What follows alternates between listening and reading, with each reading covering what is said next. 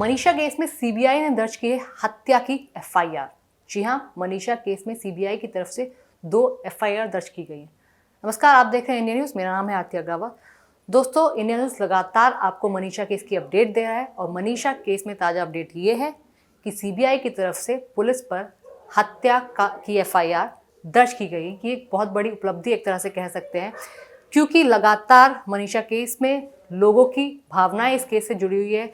हम वीडियोस बनाते हैं, उस पर भी तरह तरह के कमेंट्स आते हैं जिसमें लोग न्याय की मांग करते हैं। साथ साथ ये भी कहते हैं कि जिस कॉलेज में वो गई थी, एडमिशन की बात करने गई थी, उस कॉलेज में पूछताछ होनी चाहिए, सीसीटीवी की बाकायदा जांच होनी चाहिए, मनीषा के करीबियों से पूछताछ होनी चाहिए। तो मनीषा के करीबियों से भी पूछताछ की गई है। इसके साथ साथ मनीषा के परिवार वालों से भी पूछताछ की गई है।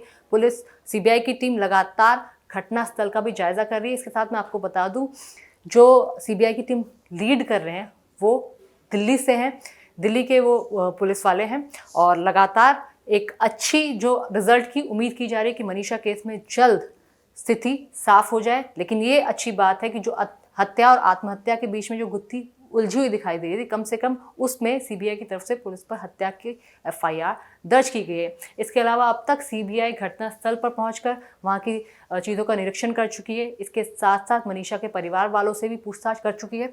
और वहीं मनीषा जिस प्ले स्कूल में पढ़ाती थी, सीबीआई आने वाले दिनों में उसके स्कूल पर और प्रिंसिपल से बातचीत कर सकती है, स्कूल पर भी विजिट कर सकती है। इसके साथ साथ जहाँ उसने 11th-12th की पढ़ाई की थी, वहाँ पर भी सीबीआई जा सकती है और हर एक से, मनीषा से जुड़े हुए हर एक शख्स से सीबीआई पूछताछ करेगी। सीबीआई एक भी लूप होल छोड़ना नहीं चाहती, ना ही वो छोड़ेगी। सीबीआई हर तरह की कोर कसर कर रही है। इसका बैकग्राउंड वैसे आप सब जानते हैं। इस केस का बैकग्राउंड यही है कि 11 अगस्त को मनीषा लापता हुई थी, जिसके बाद 13 अगस्त को उसकी डेड बॉडी एक जंगल, एक खेत वाले इलाके में मिली थी, जो गुमनाम सा इलाका था, वहाँ मिली थी। और उसके बाद से ही पूरे हरियाणा में, पूरे देश में मनीषा की हत्या को लेकर सोशल मीडिया पर लगातार मांग उठने लगी थी कि इस बच्ची को न्याय मिलना चाहिए।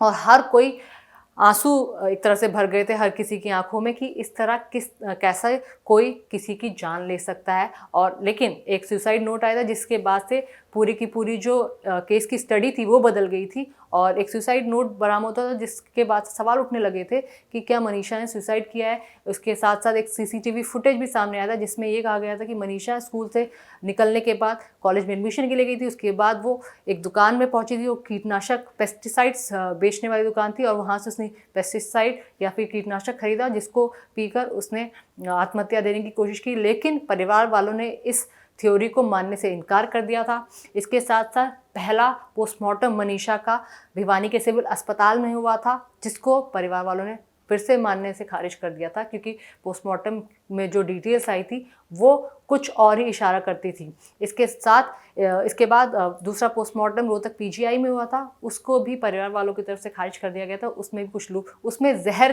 की बात की गई थी कि मनीषा की बॉडी में जहर कंज्यूम हुआ है। लेकिन जब हरियाणा सरकार पर दबाव बनने लगा, नायब सिंह सैनी ने तुरंत कार्रवाई करते हुए भिवानी उस पुलिस चौकी के 5 पुलिस वालों को सस्पेंड कर दिया था, एसपी का तबादला यानी ट्रांसफ़र कर दिया था। और इसके साथ साथ ये जांच हरियाणा पुलिस से लेकर, भिवानी पुलिस से लेकर सीबीआई को सौंपती थी। जिसके बाद तीसरा पोस्टमार्टम ऑल इंडिया इंस्टीट्यूट में हुआ, एम्स में हुआ।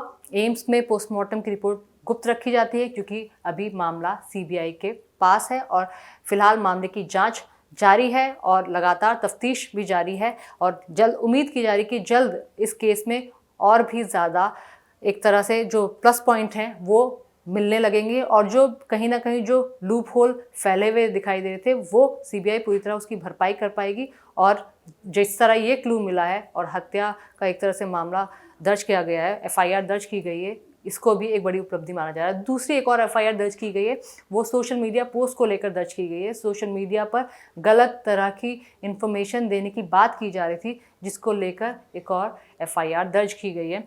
इसके साथ साथ 2 से 4 दिन पहले मनीषा के टीचर से भी बात की गई थी, टीचर ने भी यही बताया कि मनीषा बहुत ही अच्छी लड़की थी, अपने करिकुलम एक्टिविटीज़ में, जो स्कूल की एक्टिविटीज़ हैं, पढ़ाई लिखाई में बहुत अच्छी लड़की थी, सॉफ्ट स्पोकन लड़की थी, सबसे बहुत तहज़ीब तमीज़ और दायरे में बात करती थी, तो अपने काम, अपने होमवर्क वगैरह सब कुछ टाइम टू टाइम करती थी। तो मनीषा के व्यवहार में सुसाइड जैसी बात ये कहना बहुत ही मतलब मुश्किल है, क्योंकि मनीषा के व्यवहार में कम से कम उनके टीचर जो उसके आसपास के रहने वाले लोग थे, उनको कम से कम ये नहीं लगता है कि मनीषा ने आत्महत्या जैसा कोई कदम उठाया होगा।